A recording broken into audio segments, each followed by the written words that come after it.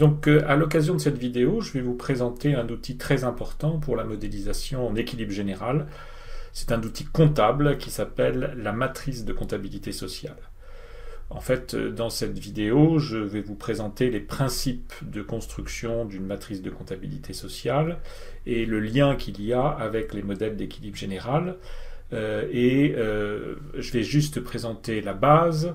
Je ne vais pas rentrer dans le détail parce que ce serait fastidieux et un petit peu inutile.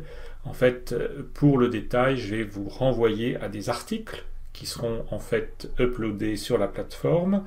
Et puis ce que je vais faire, c'est que dans cette première vidéo, je vais présenter les principes, les grands principes, et puis je vais en fait justifier la matrice de comptabilité sociale qui est à relier au modèle d'équilibre général calculable qu'on vient juste de présenter, qui est un modèle très simple.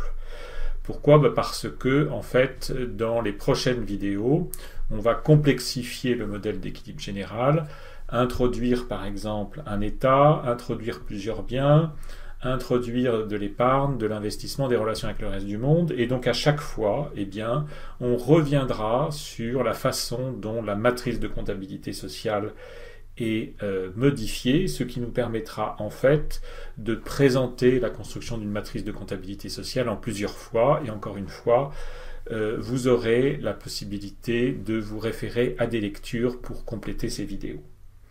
Donc, qu'est-ce que c'est que la matrice de comptabilité sociale ? C'est une représentation complète, flexible et désagrégée d'une économie. Donc, en fait, on représente une économie, comme le Burkina Faso, le Kenya, le Sénégal, au cours d'une période donnée, une période de temps donné. Donc, par exemple, une année. En fait, on pourrait représenter une économie d'une région, ou au contraire, d'une ville. Donc en fait, on peut changer l'objet de la représentation, on peut aussi changer la période. On pourrait faire en fait la représentation d'une matrice de comptabilité sociale pour un trimestre, ou au contraire pour une période de 5 années. Mais généralement, c'est plutôt une matrice de comptabilité sociale, c'est plutôt la représentation d'une économie au cours d'une période d'une année. Et on représente en fait donc des transactions économiques, donc de la production, des ventes sur le marché, de la consommation, de l'investissement. Et on représente aussi des transferts entre les groupes. Donc ça, c'est très important. On a non seulement les transactions, mais on a aussi les transferts. Alors pourquoi on parle de représentation complète ? Tout simplement parce qu'il y a tous les aspects de la vie économique, la production, la consommation, la distribution de revenus, etc. etc. C'est flexible, tout simplement parce que dans certaines représentations d'une matrice de comptabilité sociale, on peut en fait se passer de quelques détails, ou au contraire, on peut en fait pousser les détails très loin.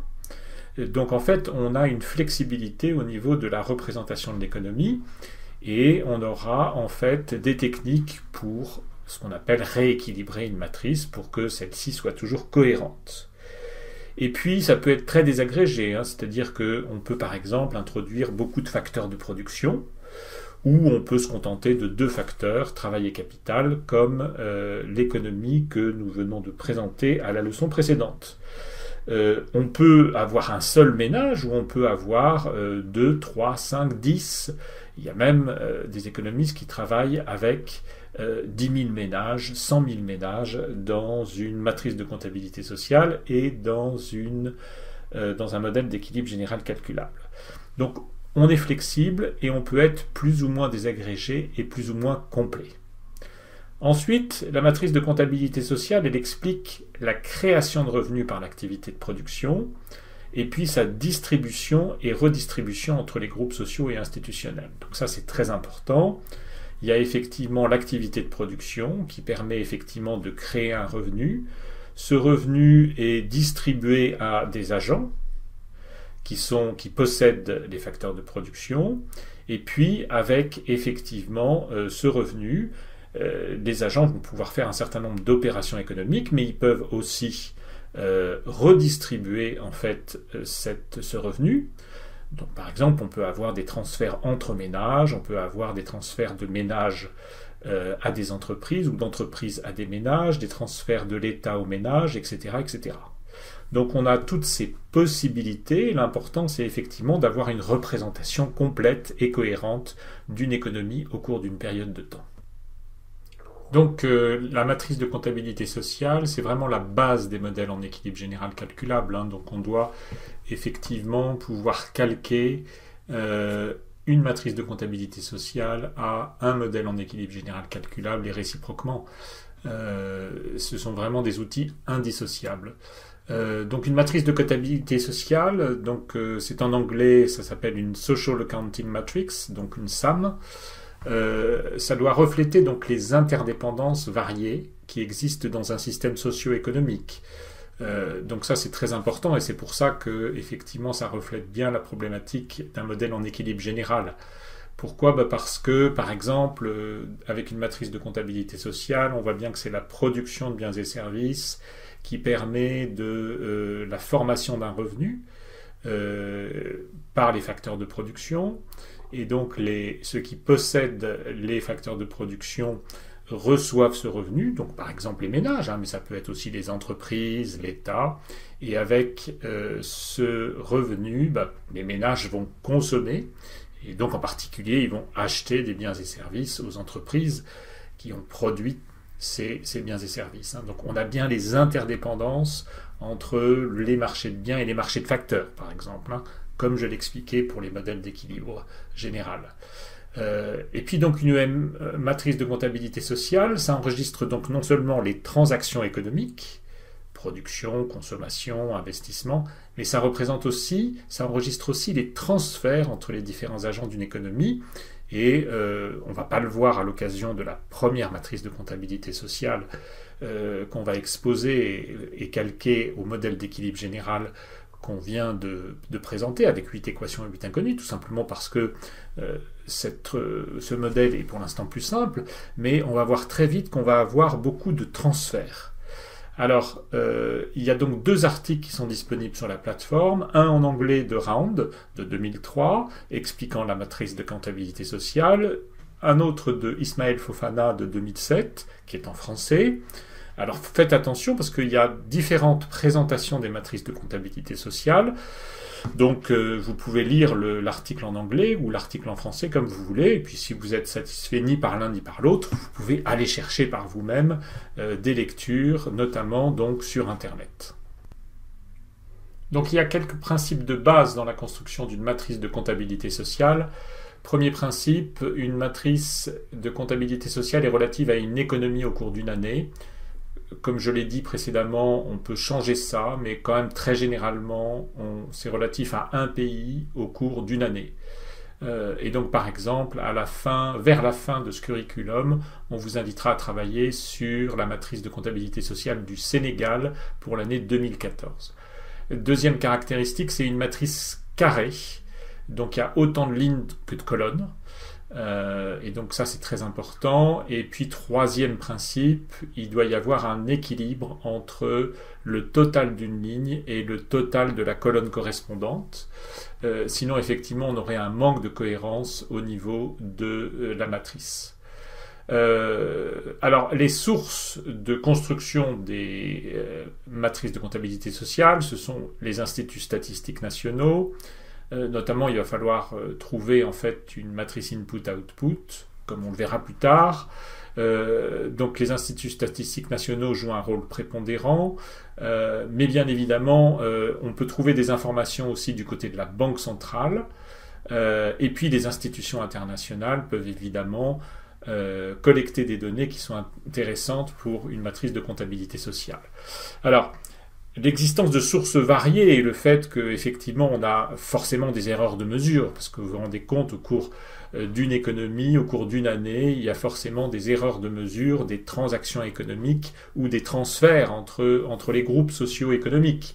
Donc tout ceci fait qu'il peut y avoir des déséquilibres quand on construit une matrice de comptabilité sociale.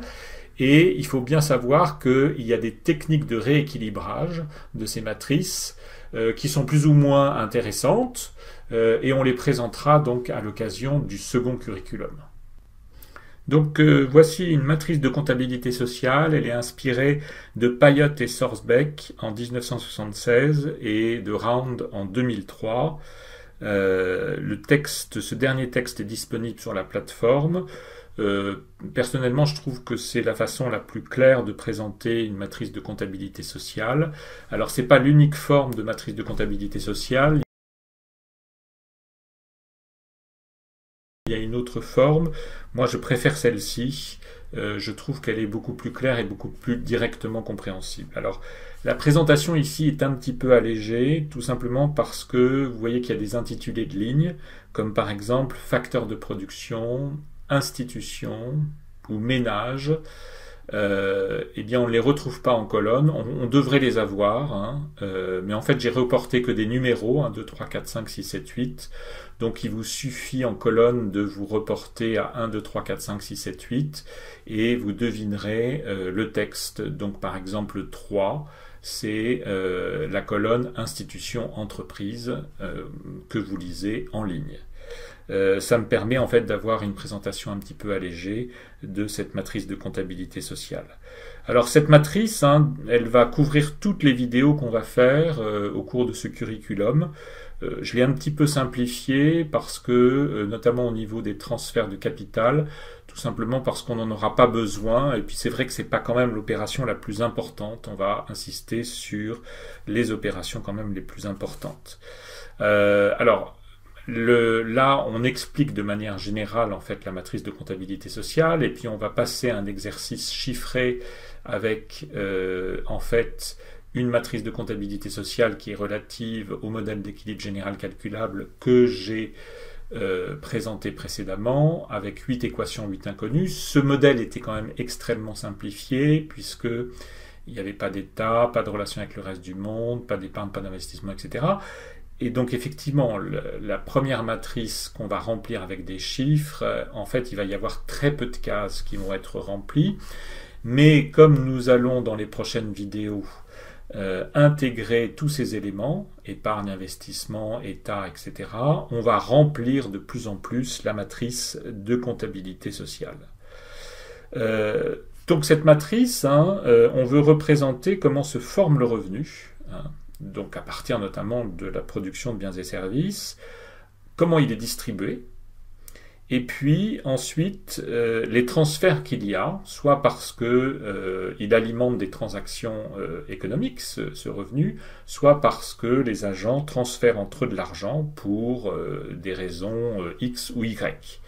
Donc effectivement, c'est tout ceci pour couvrir toutes ces opérations dans une économie pendant une année, donc c'est extrêmement ambitieux.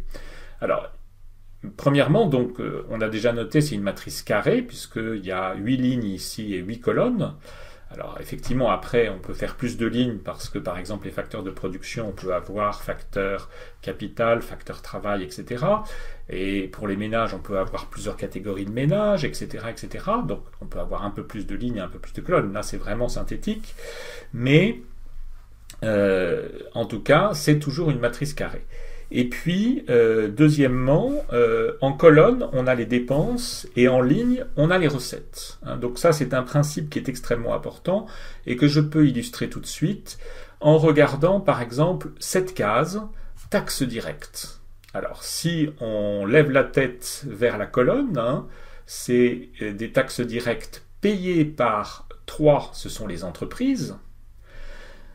À qui? Eh bien, aux administrations publiques qui sont en ligne, c'est la ligne 4. Donc ça veut dire ce sont les taxes directes payées par les entreprises aux administrations publiques. Donc c'est par exemple l'impôt sur le bénéfice des sociétés qui est payé par les entreprises à l'État. Donc vous voyez qu'on commence à comprendre déjà un élément qui est important. Et puis, en fait, on a des dépenses qui sont relativement faciles à interpréter. Ce sont par exemple les dépenses des ménages. Donc je peux commencer par là. C'est la colonne 2. Et la colonne 2, vous voyez qu'il y a 4 éléments à l'intérieur de la matrice. Les transferts entre ménages, donc c'est de l'argent qui est transféré entre ménages qui sont à l'intérieur de la nation. Donc effectivement, si on a plusieurs catégories de ménages, on pourra avoir par exemple, des personnes âgées qui versent de l'argent aux jeunes, ou au contraire, des jeunes qui versent de l'argent à des personnes âgées.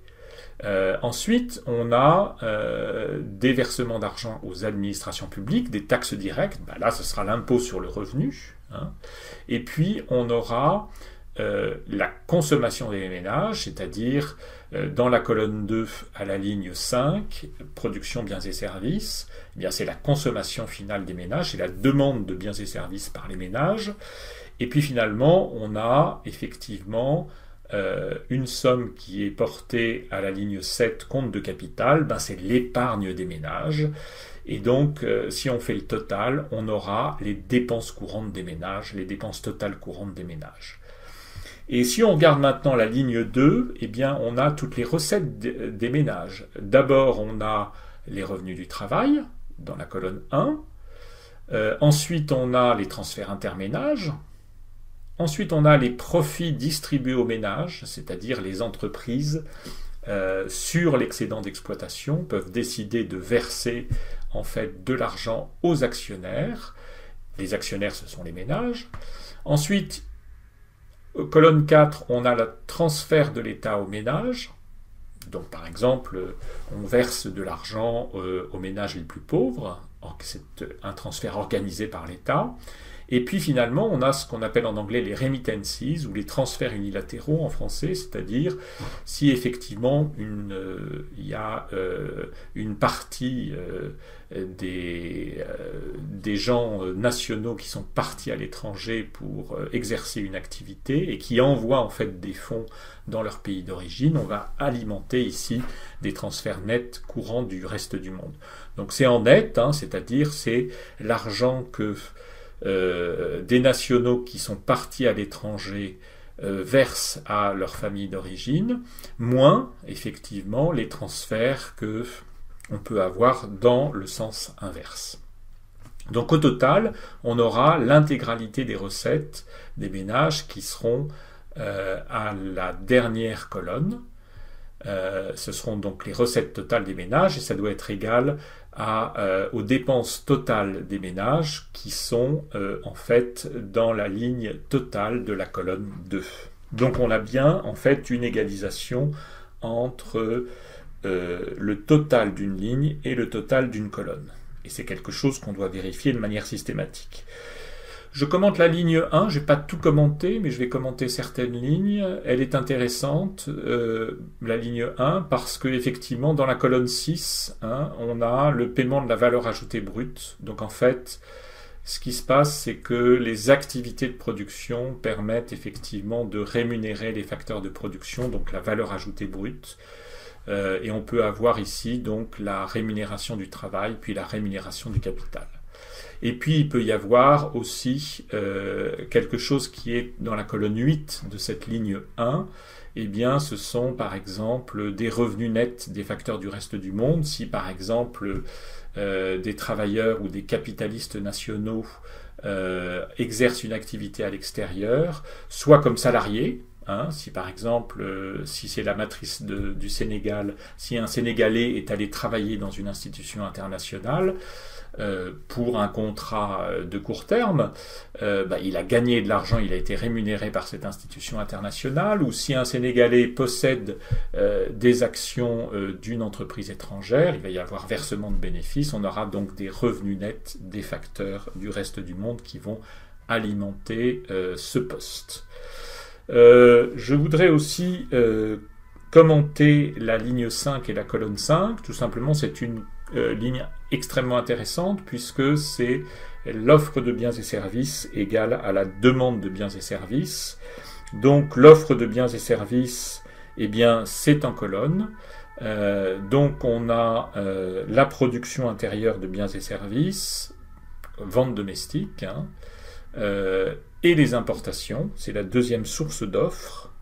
C'est en brut, donc on a aussi les taxes nettes sur produits, donc on peut avoir les taxes à la consommation et les droits de douane sur les importations.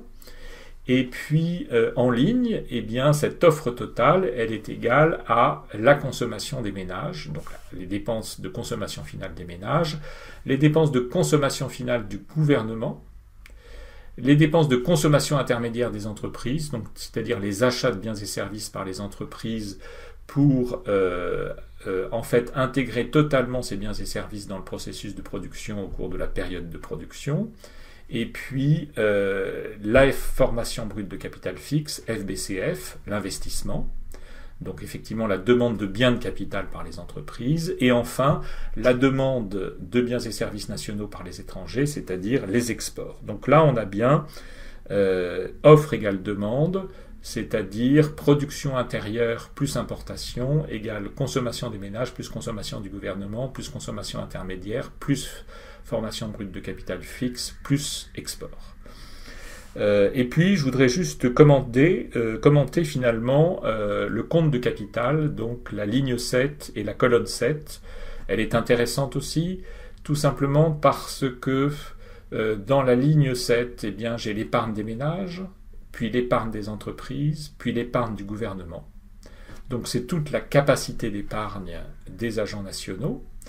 Et ça correspond en fait à, si c'est positif, effectivement, le pays finance premièrement de l'investissement national, FBCF, sur la colonne 7, et puis un solde de courant extérieur qui est positif ou négatif. Si effectivement il est positif, ça veut dire que l'épargne des ménages, l'épargne des entreprises, l'épargne du gouvernement arrive non seulement à financer la formation brute de capital fixe nationale, mais aussi arrive à financer l'extérieur, donc accumule effectivement des créances sur l'extérieur, ou si c'est négatif, effectivement, le pays est financé par l'extérieur. Donc voilà, c'est aussi quelque chose d'extrêmement important. Notez bien que c'est le solde courant, et non pas le solde commercial. Voilà, donc notez bien les caractéristiques importantes de cette matrice de comptabilité sociale. C'est une matrice carrée. Les colonnes indiquent les dépenses, les lignes indiquent les recettes, et en fait, le total d'une ligne est toujours égal au total de la colonne correspondante. Voici une nouvelle matrice de comptabilité sociale, donc maintenant sans les explications des cases intérieures, par contre avec quelques chiffres. Alors en fait, cette matrice est en fait structurée de la même façon que la matrice précédente, sauf que dans les facteurs de production, on distingue travail et capital en ligne et en colonne. Donc une nouvelle fois, on ne reprend pas les intitulés en colonne des intitulés de ligne. Et donc on a 1, le travail, 2, le capital, et puis ensuite ménage, entreprise, administration publique, biens et services, activité, compte de capital, reste du monde. Donc on a 9 lignes et 9 colonnes au lieu de 8 lignes et 8 colonnes du fait de 2 facteurs de production. Alors en fait cette matrice est associée au modèle d'équilibre général calculable que nous avons décrit précédemment, qui est un modèle d'équilibre général calculable à 8 équations et 8 inconnues. Je vous rappelle que c'était un cas très simple, puisqu'il n'y a pas d'État, pas d'épargne, pas d'investissement, pas de relation avec le reste du monde et un seul bien. Donc on a véritablement quelque chose de très simple, et donc ça explique qu'effectivement on a assez peu de chiffres dans cette matrice de comptabilité sociale, mais c'est vraiment le premier élément, la première brique de ce qu'on est en train de construire. On veut ici simplement décrire la formation du revenu à travers la production de biens et services, et puis la distribution de ce revenu aux ménages qui, en retour, consomment un bien. Donc, en fait, on commence par la production de biens et services, donc à la ligne activité 7, à la colonne 6, production de biens et services, eh bien, on inscrit 10 000 de production de biens et services.